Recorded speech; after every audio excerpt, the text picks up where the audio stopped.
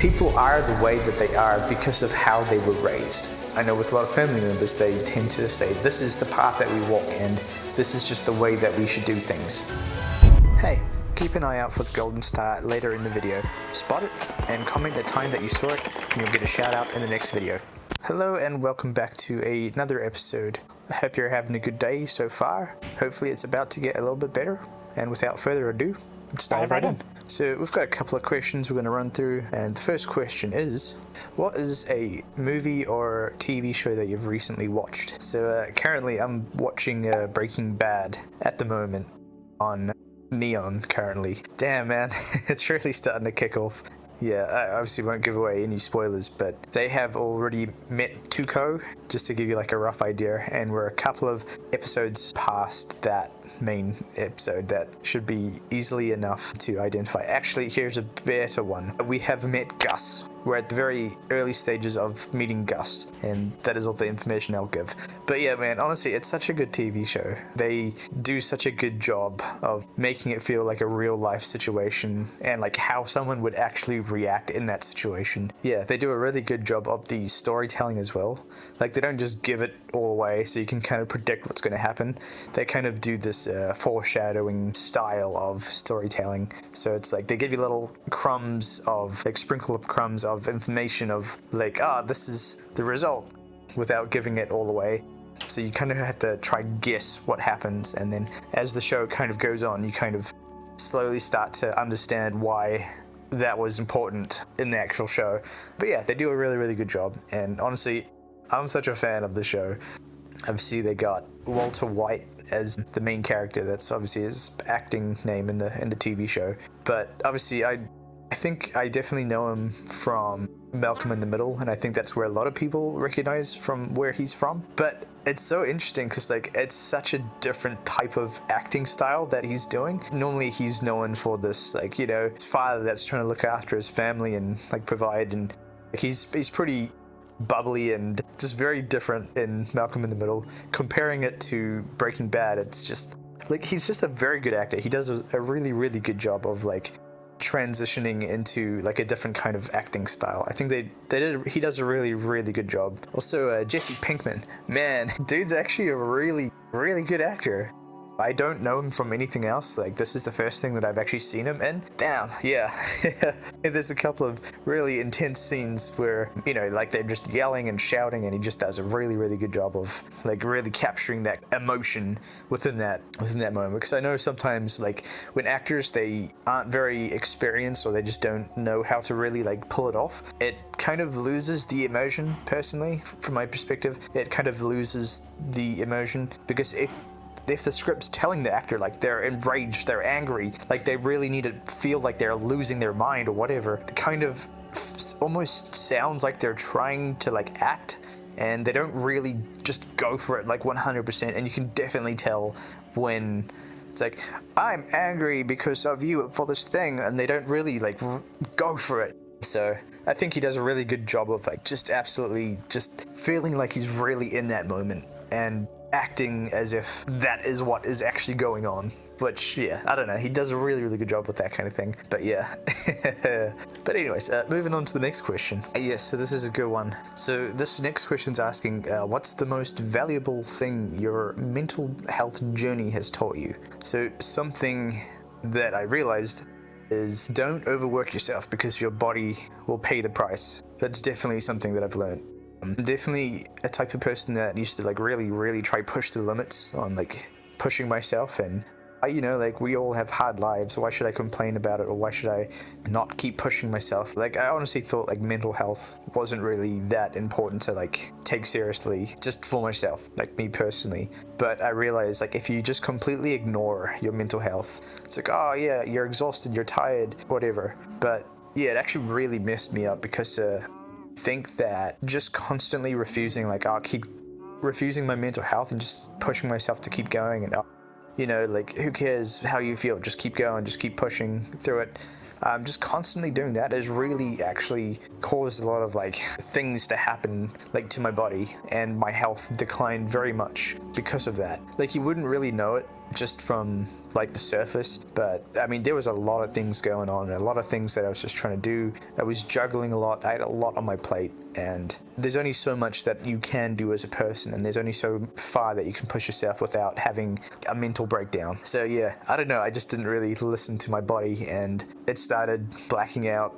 And it was kind of freaky, man. Like for some reason I would start to like lose conscious, and I'd be at the gym, or I'd be like at work, or I'd be at home, and then I would slowly start to lose consciousness, and I didn't know what was going on with me. So that was, I guess, my body telling me to chill out and take it seriously.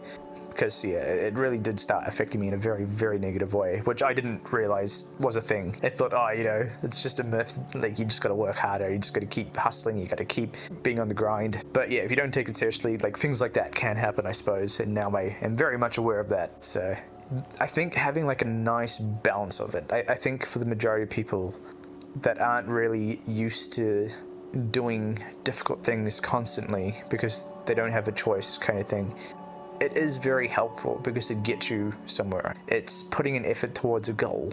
And a lot of people say like, oh yeah, I work really hard and whatnot, but they never do a certain thing because they're afraid of something, or like they're afraid of the result, or they're afraid of like how their family will handle this or whatever. It's like, no, this is your life. You get to choose how you want to live it. And even though that I know with a lot of family members, they tend to say, this is the path that we walk and this is just the way that we should do things. But it's like, sometimes it's also a good idea to think of in a greedy way. You kind of do have to be a little bit greedy about it. But it's like, just think of it like, this is my life. And if it doesn't fall in line with what you want out of life, then it might be worth rethinking it. For example, like, oh, I want to start a YouTube channel, like, oh, but, you know, I like to talk about this kind of thing, but, you know, my parents would probably frown upon it and not really think too highly of me because of it. You got to really shut out that kind of noise, I think. It's important to plan it, have goals that you want to reach, write it down, and do whatever you can to follow through in that, and try to do it every day, if possible, or whenever you have a chance. But I think there's a lot of people that are really held back by that, I would have to say. They're worried about what their parents would think. They're worried about what their friends will think. They're worried about their status or whatever it is. But let me tell you something. From my own experience, it has been fantastic. It's been very freeing not having to feel like you have to follow in the footsteps of like your family tree or whatever. It's okay to do your own thing. I think if you have a plan and you have these little stepping stones that you're like trying to follow, you know, I say go for it. And that's the thing, like, think about it like this. If you don't do it, you will severely regret not knowing like where it goes, basically. And I think just for the type of person that I am, I can't not explore these different options. Like, I need to know where this goes. I'm literally like that even when driving around. Like sometimes, like I love finding new spots where it's like, oh, I wonder where this road goes now. I'll just need to explore it. That's kind of just the way that I am sometimes. So yeah, I don't know, man. Depends on the type of person that you are, but it's been really, really beneficial from thinking of it in that way. But anyways, let's see, what else do we have? Moving on to the next question. So this next question is asking, do you believe success is more about discipline or passion? I think it helps when you have both, for sure, but I think definitely discipline over passion, for sure. Because you could be inspired and have like a passion for something, but without discipline, you'll only do it so much, even when you don't really feel like doing it. A lot of the time, like once you start doing it, you're like, oh, it wasn't even that bad, and I feel good, and I'm really glad that I did do it. I think that's what discipline does if you really implement it into your life. It creates mental strength. And yeah, sometimes you do have to go against the grain and go against the way that you feel sometimes. But I think the golden ticket is when you have both. I tend to wake up in the mornings and I love what I do, man. Like I wake up and I'm excited. I can't wait to work on all these things. And yeah, I just want to make it as best as I can. I think that is what makes it 10 times easier. It's like, if you don't really enjoy doing it and you just absolutely despise it, discipline can help, but I do encourage it to be something that you actually want out of life. Like, what is it that you want?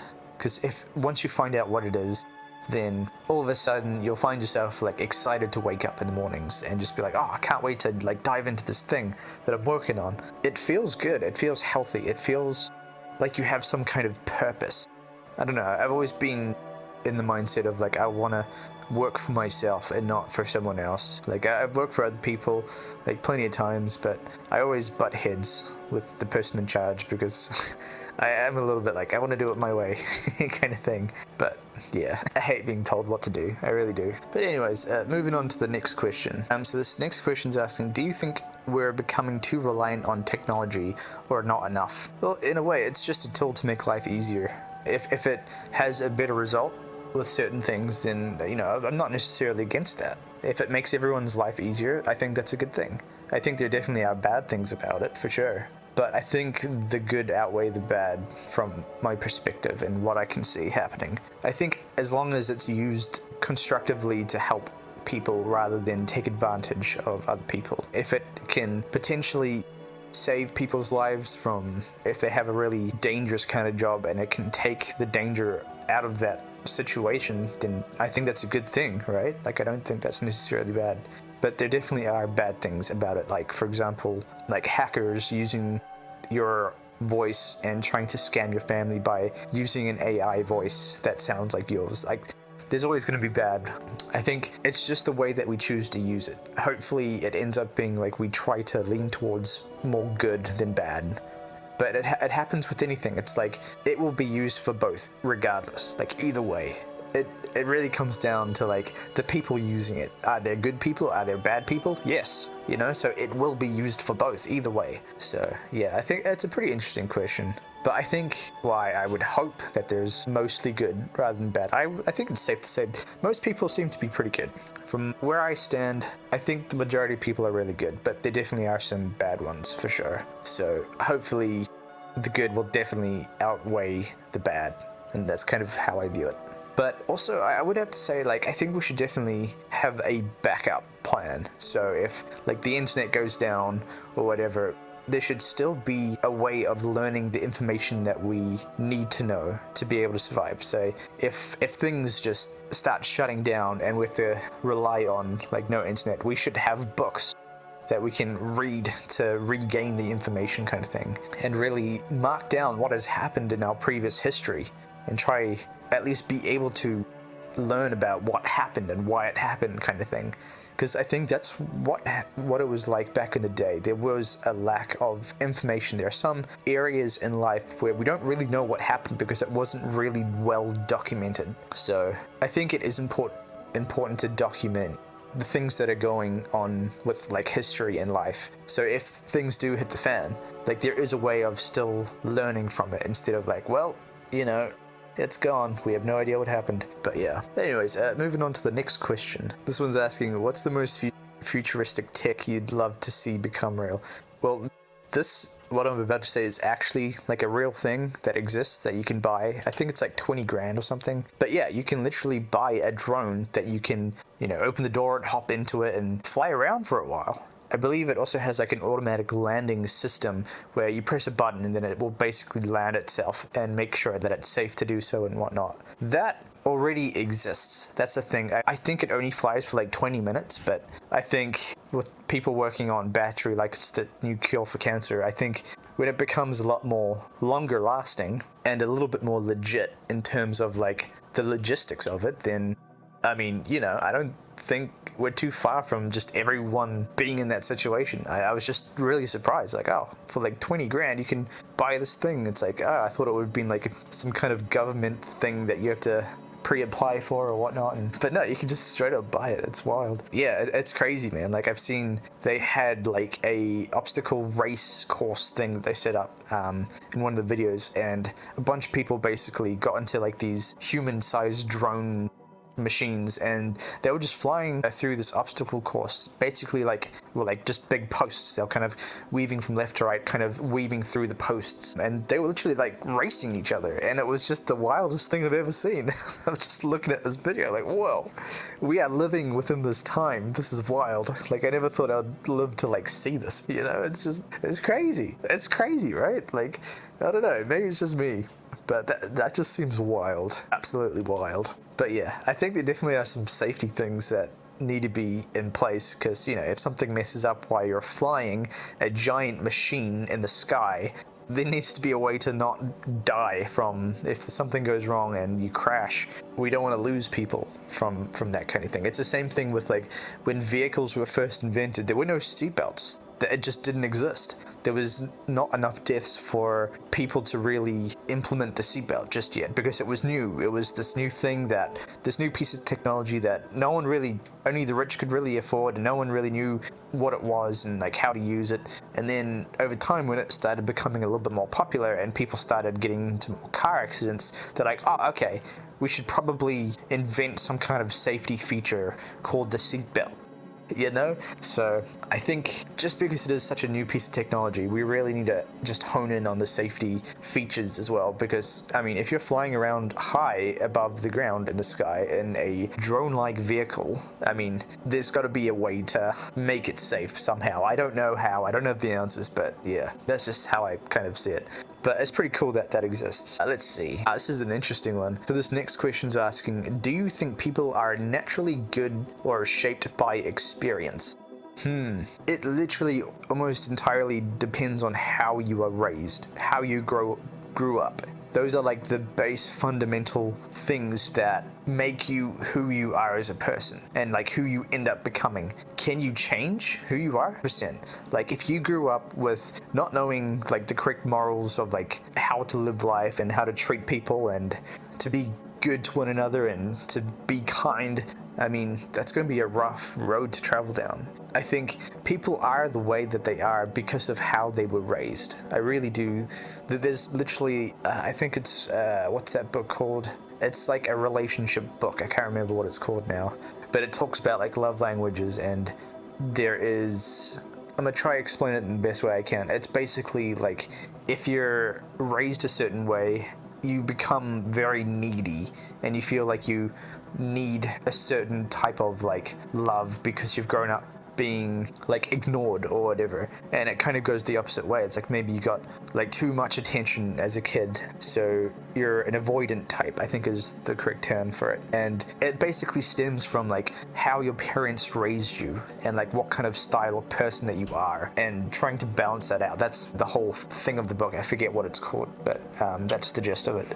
Yeah, that's what it is. It's like the attached type and the avoidant type, I think, is the two big things. And then there's the stable type, which is kind of like the balanced version, which is in between. But yeah, it does a really good job of going into detail of like, it matters how you grew up to like understand who you are and how you became who you are today. Yeah, and you can honestly really tell a lot about a person just by understanding the way that they grew up, like what their parents were like and how they treated them growing up. Yeah, it gives you a lot of insight into that person once you kind of understand that, I think. But also it's something that can help you as a person as well. Like once you understand like which type you are, you can kind of break through the chains of like the rules of how you were growing up kind of thing, and basically make your own rules and have it more balanced out. But you do have to be aware of it first to be able to do something about it, I would say. Like, I think a lot of people don't realize their attachment style. I think it's called attached,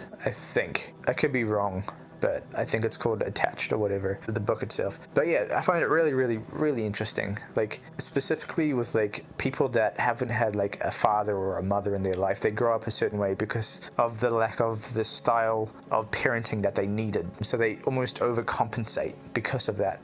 It's a really, really interesting book, and it does really do a good job of explaining like why we are the way that we are. That's why some people have some very bad habits, and that's why people have really, really good habits. It depends on how they were raised.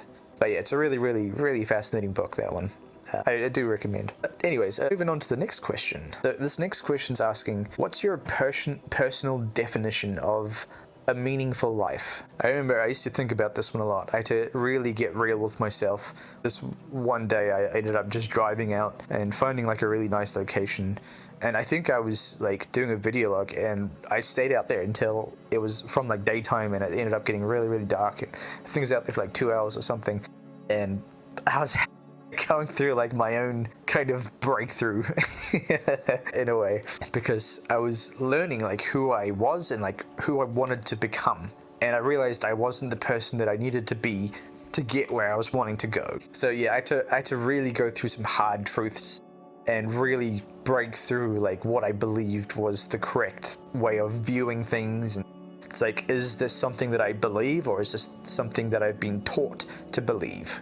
I had to really like try to learn to be the person who I wanted to be, kind of thing, by analyzing myself. Like, what do I want out of life? Who do I want to become? How do I want to live? What are my goals? What do I need to strive for to get to that end goal, kind of thing? Like, I really broke down a lot of different categories of like things, and I had to figure out, is this something that like YouTube is just telling me I should believe, or is this something that my parents have kind of put onto me? It's like, this is just what we do, but why? You know, like I had to really break it down and figure out like who I was as a person, kind of thing, and like what I believe and what do I want out of life. And to be honest, I feel like there's a lot of people that haven't gone through that.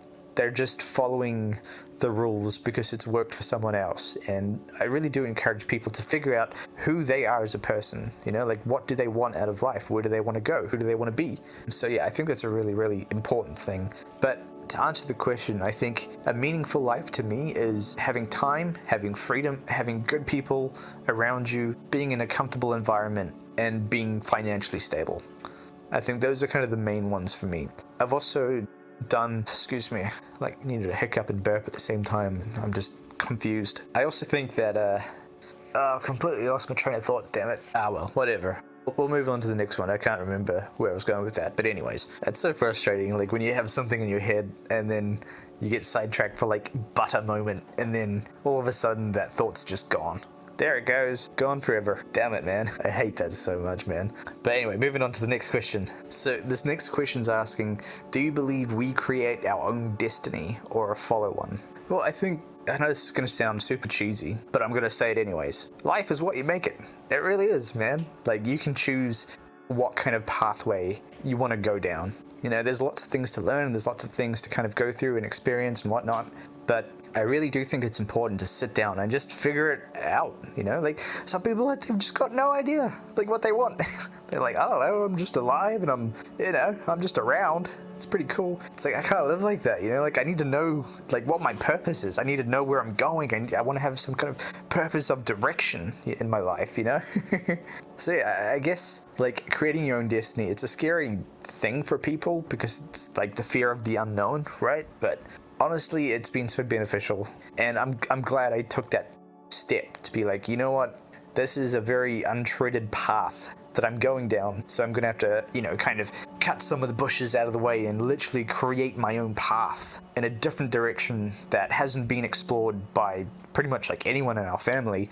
But you know what? I can't not know how it goes. I'm not gonna die and think like, oh well, I didn't try it.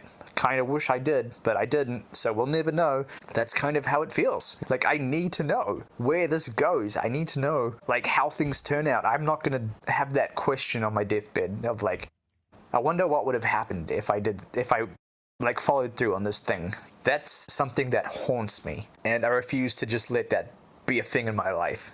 And I get it, like, taking risks is not for everyone, and sometimes, in certain cases, I don't recommend it on very rare cases, but I'm too curious of a person to not go down that path. But that's just me. Obviously, there's a lot of risk, because you don't know where you're going. You could fail, you could become homeless, like, who knows? But I would rather take that path and risk it, just so I have an answer. Call me crazy, but that's just the way that I am. And let me tell you, it's been very beneficial.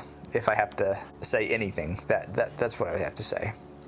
But anyways, moving on to the next question. So this next question's asking, what's a moral dilemma you've actually wrestled with in life? I do have one in mind, so let's just set up the situation. Let's say that someone's doing something that you can see is going in the wrong direction from what they're wanting to achieve. You know, like, let's say you see someone going down a path and you know it is a bad idea for that person, for like what they want and whatnot. I believe encouragement is good, but I think encouragement can also be harmful if it's in the wrong direction. At the end of the day, it is their life. They can choose whether to like hear you out or not. That's fair, that's valid. But the way I tend to think of it, it's like, if I was that person, would I want to know like the truth, or just be comforted by a bunch of nonsense just to make me feel better for that moment. Me personally, I would rather know the truth or hear that advice, even if it's something that goes against my belief. I want to know. I want to know the opinion. I want to hear it out.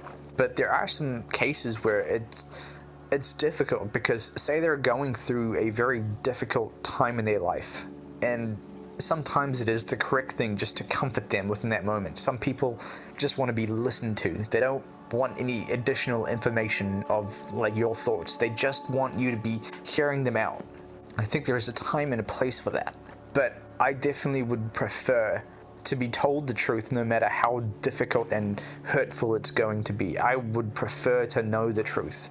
I don't want to be lied to. I would rather that person have that uncomfortable conversation with me rather than just try to comfort me and then put a band-aid on the problem, which isn't going to heal the wound properly. But at the same time, there definitely is a time and a place. If someone's just going through it, man, if I was in that situation, I mean, I would comfort them. I would say things that I think that would want to hear. And then later on, when I think they're ready for it, I can bring it up in a very careful and cautiously way so it doesn't destroy them. Because sometimes you come across people that are wrestling with some really difficult truths, and then they ask you, like, is it true? In those cases, I would rather be honest, but I would say it in a way of like, look, this might be something that you might disagree on, but in the pursuit of truth, I would rather give you my honest thoughts than just try to comfort you within this moment, unless it was like a life or death situation. In that case, that person is very much more needing to be heard and understood. But if someone's genuinely asking like for the truth, I say I would prefer the truth, even if it's gonna potentially hurt that person. Like I'd rather them know that it's coming from a difficult place for me to bring up. But because I care about you as a person, I'm gonna give it to you straight. These are my thoughts. So yeah, it is a bit of a dilemma, because like it's hard to kind of maneuver around understanding like which is going to be the best thing for this situation. So it is kind of a question that you almost need to try ask them. It's like, do you want the truth, or do you want me to just listen and hear you out, or just comfort you? Like, you really have to make the call on that one. But again, there's a lot of different factors and things to go through when determining what you should do in that situation. But at the end of the day, I will try bring that information to, like, the correct information to that person at the right time when they are ready. Because yeah, I just don't like being lied to. I think that's what it is. Like, just give me the truth, man. I don't care how much it hurts. I prefer to know. But anyways, moving on to the next question. This is an interesting one. So this question's asking, how do you personally deal with uncertainty or fear of the unknown? Boy, have I been through it, man.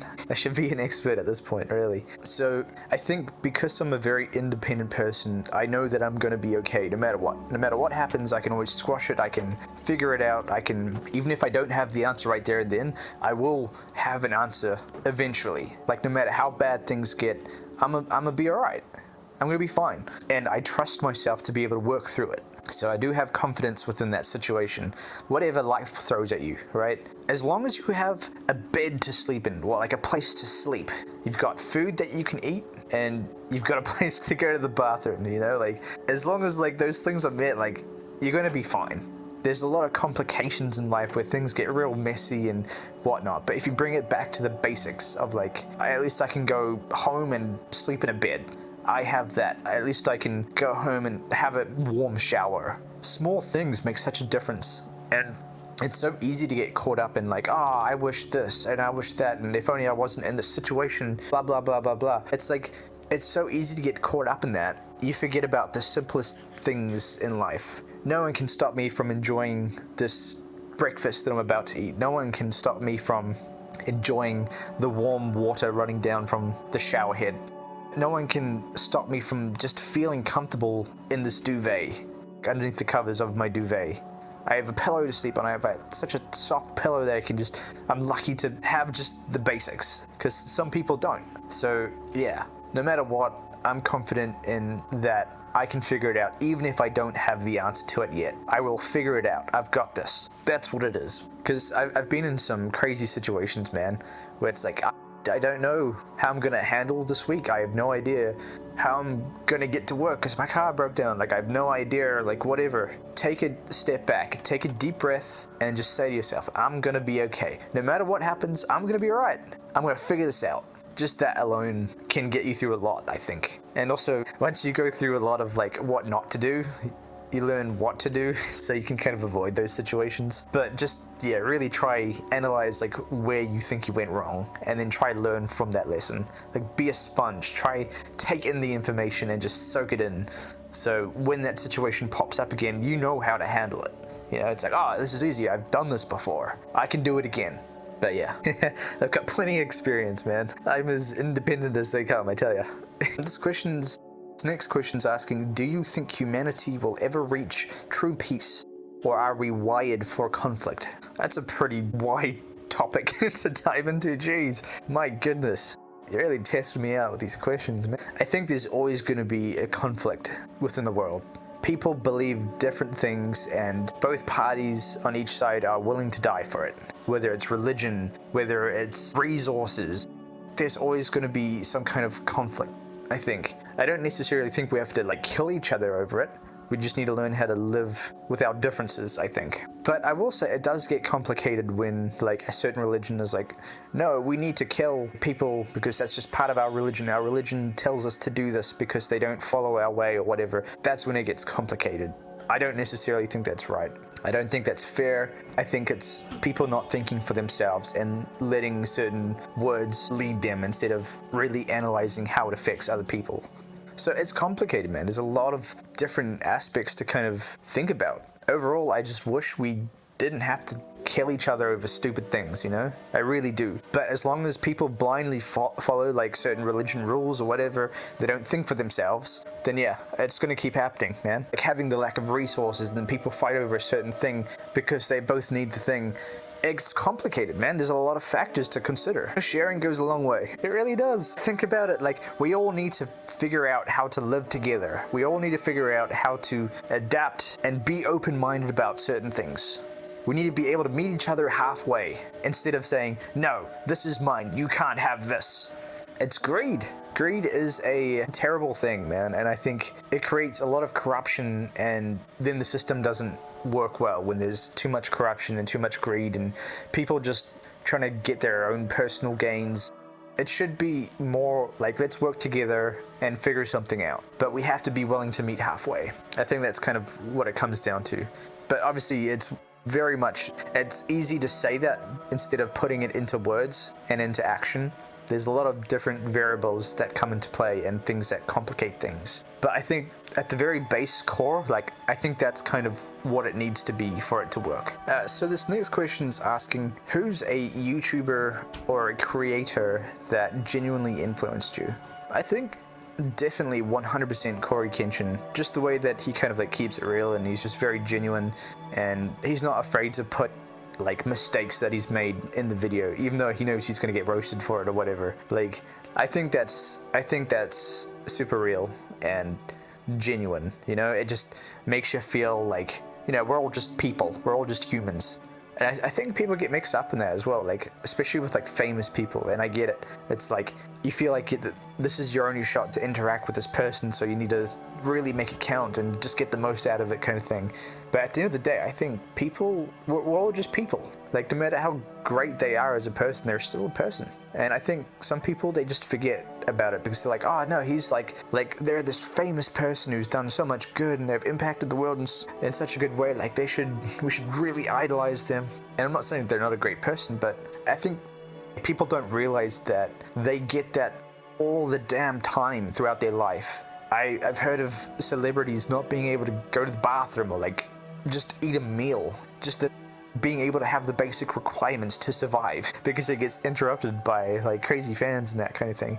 Like, that must really suck, man. Like, yeah, I guess it's also a bit of an ego boost too, but I mean, I just can't imagine being in that situation of like constantly being interrupted. And well, in a way, I guess in my last job, I kind of felt like that when I just needed to use the bathroom and customers would come up to me and ask me questions. I'm like, oh, I gotta go, man.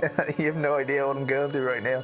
But yeah, I don't know, we're all just people. At the end of the day, we need to be able to respect each other, and I think being able to bring things up in a very careful manner and respectful manner of like, you know, like, I'm sorry to interrupt you kind of thing, but, you know, would it be okay if I could potentially, you know, get a picture with you or whatever, instead of like, oh, hey, there he is, take a picture with me, and not really giving that person a choice. We really need to be respectful, because at the end of the day, we're all people. But yeah, in any case, this is probably one of my favorite things, so we're going to end this with a famous quote, and the quote is, "Whether you think you can or you think you cannot, you're right." And that is a famous quote by Henry Ford. And I find that quote to be so insanely true, because if you think you can't, you've already lost. If you think you can do it. You know, that's so simple and it's so like basic, but it's so true. I love that one. That's a really, really good one. If you've made it this far, I just want to say thank you so much for getting to this point. I really do appreciate you. I hope you're having a good day so far, and yeah, I'll see you in the next one.